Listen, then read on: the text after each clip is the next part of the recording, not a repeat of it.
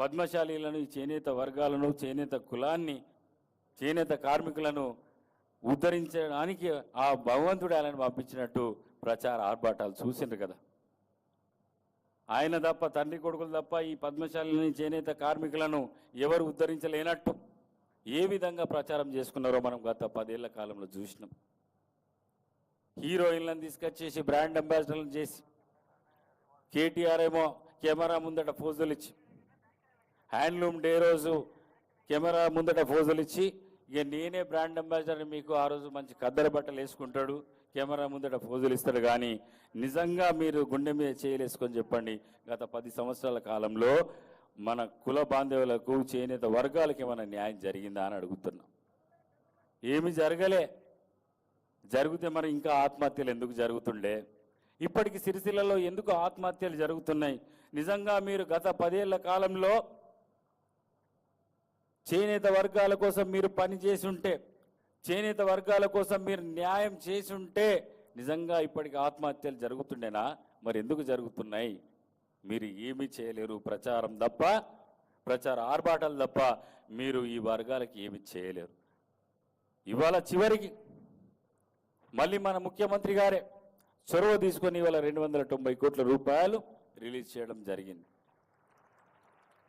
మరి ఇన్నేళ్ల కాలంలో చేయలేరే? 7 లక్షల కోట్ల రూపాయల అప్పులు, ఒక పక్కన 7 లక్షల కోట్ల రూపాయల అప్పులు, నెలకు 7 నుంచి 8 వేల కోట్ల రూపాయలు అప్పులకే కట్టాలా, జీతాలకు కట్టాలా, పెన్షన్లకు కట్టాలా, ఒక పక్కన రైతు భరోసాకు రైతులకు డబ్బులు ఇవ్వాలా, రైతు రుణమాఫీ చేయాలా. ఇవన్నీ ఇక్కడికి వెళ్ళి తీసుకొస్తాడు ముఖ్యమంత్రి. ఇన్ని అప్పులు చేసిపోయినావు. ఆ రోజు చేనేత కార్మికుల కోసం సమంత లాంటి హీరోయిన్లను తీసుకొచ్చి, బ్రాండ్ అంబాసిడర్లను ముందట పెట్టి, హీరోయిన్లను తీసుకొచ్చి నువ్వు ముందట పెట్టినావు. కానీ మరి హీరోయిన్లతో ఏమైనా న్యాయం జరిగిందా? నిజంగా చేనేత బతుకుల్లో ఏమైనా వెలుగులు వచ్చినాయా? రాలే. ఇవాళ ముఖ్యమంత్రి గారు ఇంత ఇబ్బందులు, ఆర్థిక ఇబ్బందులు ఉన్నా, ఈ రాష్ట్ర పరిస్థితి ఇంత ఘోరంగా ఉన్నా, చేనేత వర్గాలు, చేనేత కార్మికులు, చేనేత బంధువులు, పద్మశాలి కుల బాంధవులకు న్యాయం చేయాలన్న ఒక మంచి మనసుతో ఇవాళ 290 కోట్ల రూపాయలు ఇవ్వడం జరిగింది. మనస్ఫూర్తిగా పద్మశాలి కుల బాంధవుల తరపున, చేనేత కార్మికుల తరపున మేము మనస్ఫూర్తిగా మీకు ధన్యవాదాలు తెలియజేస్తున్నాం. ఇక ముఖ్యమంత్రి గారికి మనం పూర్తి మద్దతు తెలపాల్సిన అవసరం ఉన్నది.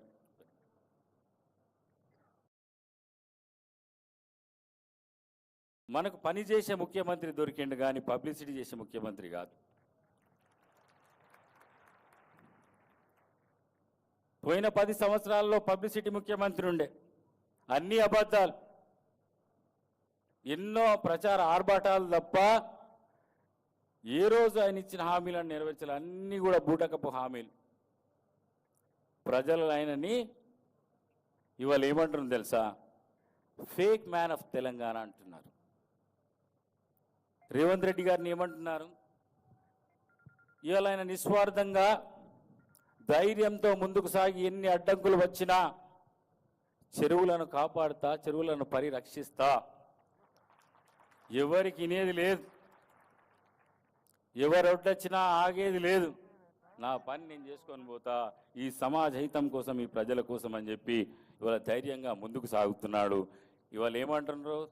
రేవంత్ రెడ్డి గారిని ఏమంటున్నారు? ఆయననేమో ఫేక్ మ్యాన్ ఆఫ్ తెలంగాణ అంటున్నారు. తిను లేక్స్ ప్రొటెక్షన్ చేస్తున్నాడు కాబట్టి తనని లేక్ మ్యాన్ ఆఫ్ తెలంగాణ అంటున్నారు. ఇక రాజకీయాలు, వీళ్లకు, టీఆర్ఎస్ వాళ్ళకు, ఈ హరీష్ రావు కావచ్చు, కేసీఆర్ కావచ్చు, శివరాజకీయాలు ఇప్పటికి కావు. తెలంగాణ ఉద్యమంలోనే శివరాజకీయాలు. అప్పుడు కూడా శవాలను ముందట పెట్టుకొని రాజకీయాలు చేసిన దుర్మార్గులు వాళ్ళు. ఇవాళ కూడా రైతన్నలు, నేతలను అడ్డం పెట్టుకొని శివరాజకీయాలు చేస్తూ ఇవాళ ప్రభుత్వంపై దుమ్మెత్తిపేసే ప్రయత్నం చేస్తున్నారు. కాబట్టి మనం జాగ్రత్తగా ఉండాల్సిన అవసరం ఉన్నది మిత్రులారా. దయచేసి మీ అందరినీ కోరుకున్నది ఒకటే, ఇవాళ ప్రజాప్రభుత్వం వచ్చింది, ఆ ప్రజాప్రభుత్వాన్ని కాపాడుకోవాల్సిన బాధ్యత మన పైన ఉంది. ఇవాళ ముఖ్యమంత్రి గారికి పూర్తిగా మద్దతు తెలపాల్సిన బాధ్యత మన పైన ఉంది.